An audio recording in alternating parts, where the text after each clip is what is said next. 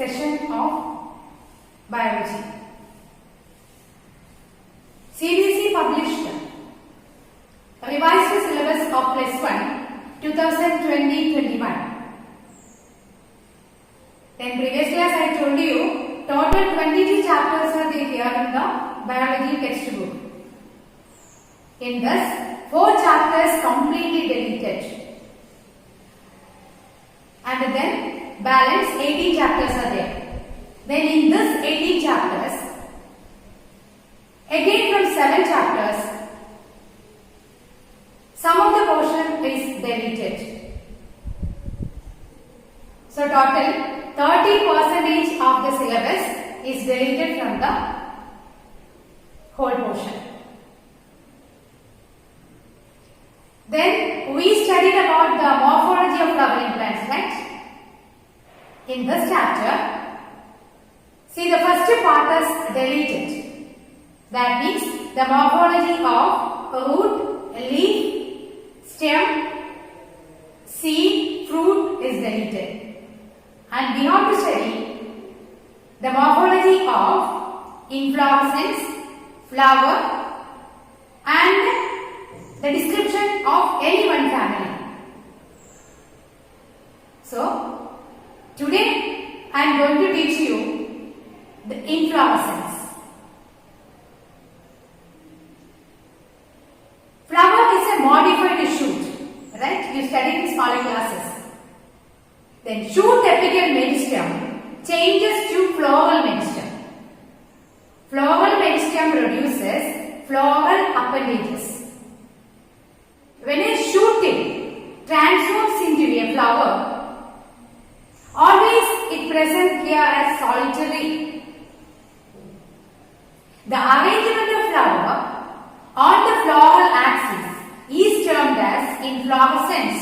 That means it present here it is a group of flower here in the floral axis. It can be divided here into two. That is racemose inflorescence and cymose inflorescence. Then it is based on the character that whether the apex get converted into flower or continues to grow. So the first one is racemose inflorescence. In racemose inflorescence, the main axis continues to grow. The flower is born on acropetal succession. That means, see the flower here born on the tip of the plant and the older flower present on the base. Example for this, Caesalpinia. Do you know Caesalpinia? In Malayalam we call it as Rajamalli. Then what about the second one? It is cymose inflorescence. The main axis terminates into a flower. The flower born in basipetal succession or basipetal order. Example, jasmine. Then about the flower. Flower is the reproductive unit in angiosperm. And it is meant for sexual reproduction. It has 4 different kinds of word arranged on the swollen end of the pedicel or stalk of the flower. That it is called the thalamus. When you are looking to that, here we can see this is a stalk of flower. That it is called the pedicel. Then at the tip of pedicel, there it is swollen like this. And this is called the thalamus. Then in the thalamus, there we can see the 4 types of walls are there. That it is the outer wall is called the calyx. Then inside the calyx, there we can see the corolla present here like this. Then inside corolla, the third one, that it is the antecium. It is consisting of the stamens.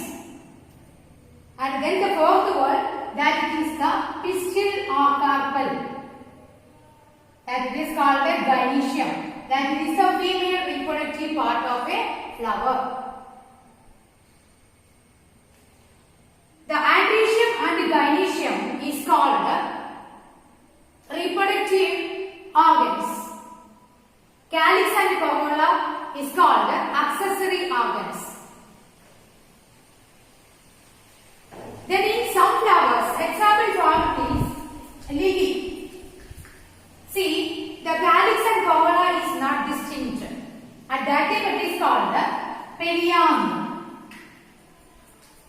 It is a single. It is present here as a single word. And then, when a flower has both androecium and gynoecium, at that time that particular flower is called a bisexual flower. But if a flower having only stamen or carpel, at that time the flower is said to be unisexual flower. Then about the symmetry of flower. It is of three types: actinomorphic, zygomorphic and asymmetric. You studied symmetry in 9th standard. That is about the animals you studied. It is radial symmetry, bilateral symmetry, we studied, no? And exactly like that, in flowers also, we are dealing here with the symmetry. First one is actinomorphic. When a flower can be divided into two equal halves in any plane passing through the center, it is said to be actinomorphic. That is otherwise it is radial symmetry. Example flower is Datura mustard. Then second one is zygomorphic. That it is bilaterally symmetrical. When it can be divided into two equal halves, any one particular vertical plane, that it is called a zygomorphic. Example flower is P. Gulmohar. Third one, asymmetric. It cannot be divided into two equal halves in any vertical plane through the center. Example flower is Kana. Then a flower may be trimerous, tetramerous or pentamerous. When a floral appendages present, that means it is the members of calyx or it is otherwise the corolla. If it is 3 or multiples of 3, at that time it is said to be the trimerous. Then second one, that it is the tetramerous. The floral appendages present 4 or multiples of 4. At that time it is called the tetramerous. Then third one is pentamerous.